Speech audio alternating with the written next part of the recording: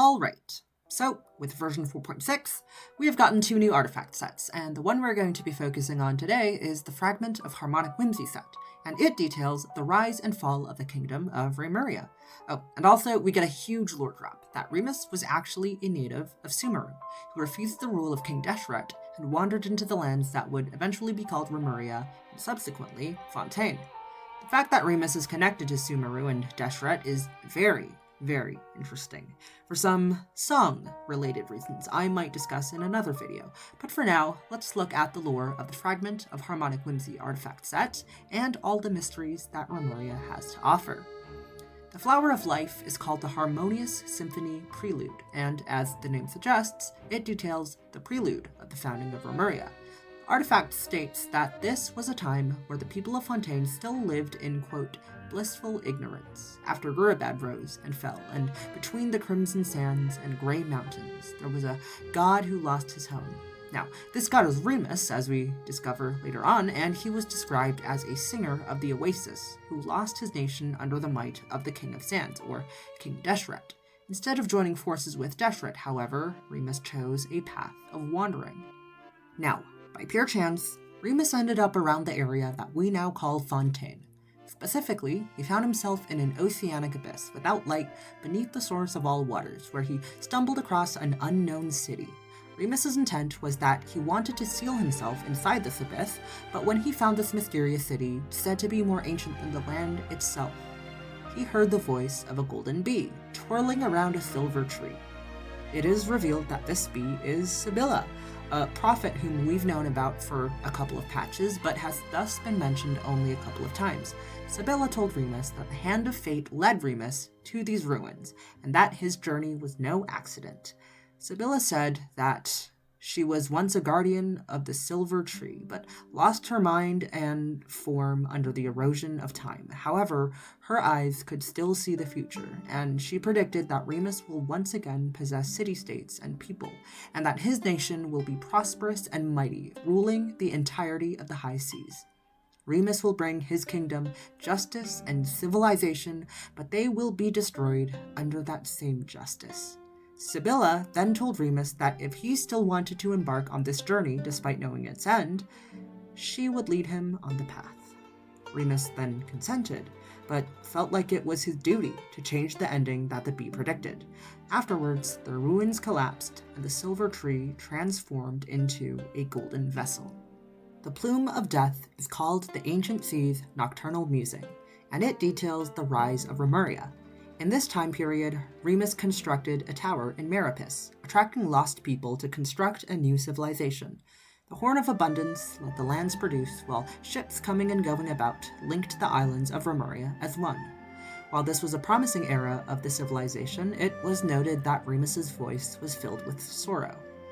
Remus told Sibylla that he had already become a glorious king, leading an elegant civilization, but the more glorious his kingdom becomes, the more sorrow and dread he feels due to the prophecy of destruction. Sibylla reassured Remus that prosperity and decay will renew in a permanent cycle, and that this was the law of Fortuna. Nothing could change the inevitable. This answer did not satisfy Remus, however, and he decided to find Egeria to inquire about the nature of destruction. The Sands of Vion is called the Grand Jape of the Turning of Fate.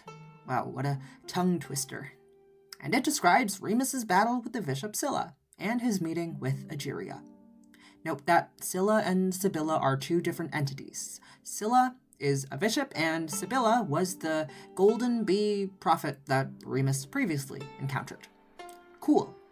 We learned that Scylla was essentially guarding Egeria as she was locked away underneath the waters. As Remus encountered Scylla, they fought for 30 days and nights until a temporary truce occurred due to exhaustion.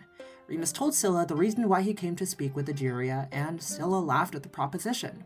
He tells Remus that he is worrying about a curse without reason, complaining about the shackles of fate, but that he does not recognize the fact that the bishops have had to suffer hundredfolds more. Scylla tells Remus that the bishops have had to lose their land and son, retiring pitifully beneath the abyss without light, and that Remus should know that fate is a path set by the heavens which cannot be changed. Despite this, Scylla agreed to lead Remus to Egeria. Remus learned that Egeria had once committed an unforgivable sin, turning her Oceanid companions into humans, and because of that, the resulting curse was irrevocable. Remus found no answers, however, and before leaving Egeria, he decided to take a cup of the purest water, which would eventually become the Golden Ichor, stating that if the waves will devour his subjects, he will seal their souls in this ichor that is insoluble in all waters, and that he shall forge imperishable bodies of bronze and stone for his realm. The goblet of the set is called the Ichor Shower Rhapsody, and it describes how Remus set his plan to attain an eternally prosperous civilization. During this time, Remus started calling himself the Sebastos. This was the height of his civilization, as wherever his ships sailed, all bowed to his supreme authority. Wherever his notes were sounded, the symphony of civilization supplanted savage songs. However, after all the effort that Remus went through to create a prosperous civilization, Sibylla's words of prophecy were no different. She told Remus that his empire shall fall amidst the roaring waves, for what fate had decreed cannot be changed. These prophecies did not leave Remus in despair, but rather ignited in him wild fantasies. He locked himself in the depths of his palace, searching for a flaw in Fortuna. After countless days, through the chords of the world, Remus grasped the mysteries of Fortuna. He read every note of fate, and began to compose his own symphony. Through music did Remus resolve to appeal to Sibylla, for she came from the land of the dead, whatever that means, and the torrents of fate once coursed through her veins. Despite the extremity of Remus's demands, Sibylla responded to his wishes without hesitation. The symphony played from the throne would break the fetters fate had shackled the people with, painting for them new paths and writing new melodies for them. Golden ichor spilled forth along auric aqueducts strewn about the civilization of Remuria, and the tremors within the Golden Palace spread to every corner of the empire. However, this was not enough to defy fate. In Sibylla's eyes, there was already no future. The circlet of Logos is called the Whimsical Dance of the Withered, and it recounts the fall of Remuria. In the end, the day of judgment came as promised, and the civilization that Remus worked to build was annihilated by ambition and betrayal, sunk along with all its glory. When the new nation of many waters, or Fontaine, was founded, the fabled legacy of Remuria had already faded into legends. The artifact notes that when the curtain falls upon the grand opera, everything of the old world will be washed away with time. The names of those who wished for immortality, too, shall be erased. For who would believe such a thing, that once a great vessel with 40 rows of oars sailed in the ocean, spreading the gospel of civilization, or that a rebel god, who once lost his paradise, challenged the authority of Celestia, and a myriad of mortals gave up their bodies? Perhaps it was all a dream, for, as the people say, the ocean where tears converge shall never dry, but shall rise to the sky and fall as rain once more. So, that was the Fragment of Harmonic Whimsy set, and a lot of questions surrounding Remuria and Remus got answered with it. I think the biggest curveball this artifact set revealed is the fact that Remus was originally from Sumeru, which I don't think anyone was expecting. It just goes to show how important Sumeru is to the ancient world of Tevat, and I'm thinking of making a video covering that in the future.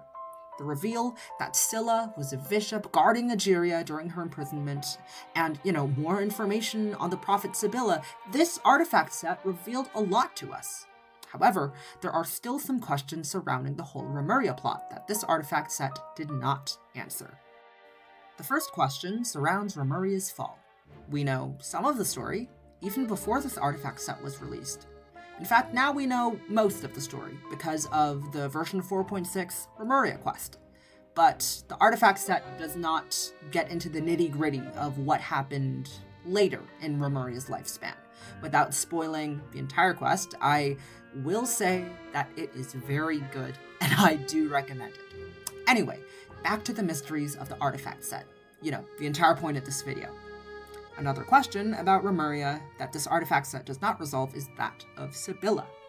Who is Sibylla? A golden bee who is able to see the future? And what about the fact that the city that would be known as Remuria already existed before Remus encountered it?